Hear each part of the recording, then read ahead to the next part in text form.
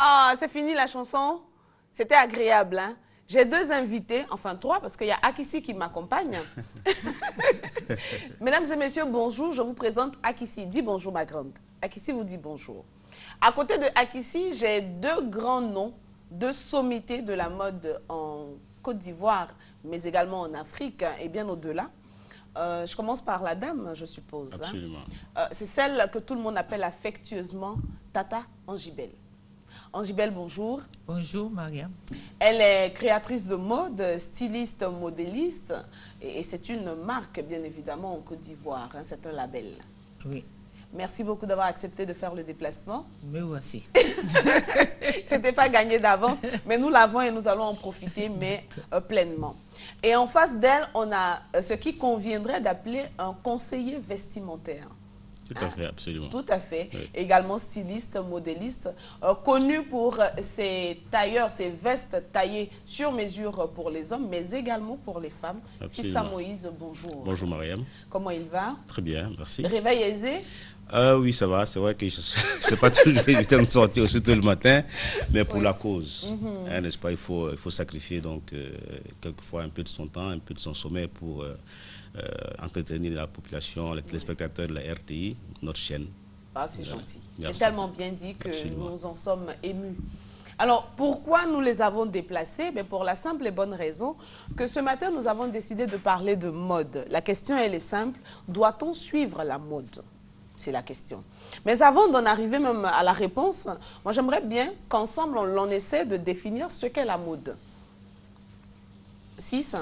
Très bien, ben, je pense que comme ça, la mode pour moi, ou encore ce que je pense être la mode, c'est une façon d'être, de se vêtir, de penser, de parler.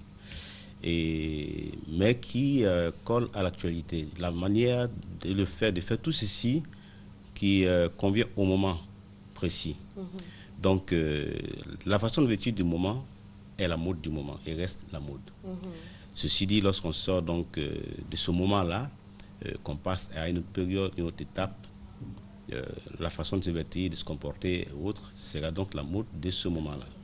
Donc c'est quelque chose c'est une attitude qui passe, qui peut revenir, repartir, revenir, etc. Donc la mode, on parle de mode pas seulement que dans le vestimentaire, dans le comportement, dans la façon de penser, dans l'utilisation des objets de tous les jours, comme dans les années 90, lorsque le portable arrivait, c'était la mode, il fallait en avoir pour chacun.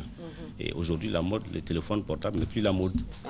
C'est devenu une nécessité, je veux dire, à la limite du superflu, mais qui est quand même une nécessité aujourd'hui. On est passé à l'ère des tablettes. Exactement, et tout ça, voilà, donc on est passé à smartphone. d'autres choses plus importantes. Donc c'est un peu ça, pour moi, la mode, comme cette façon à ramasser. D'accord, donc c'est une tendance qui Absolument. accourt dans une période donnée, Oui. mais aussi dans un espace, non? Absolument, Vu que, exactement.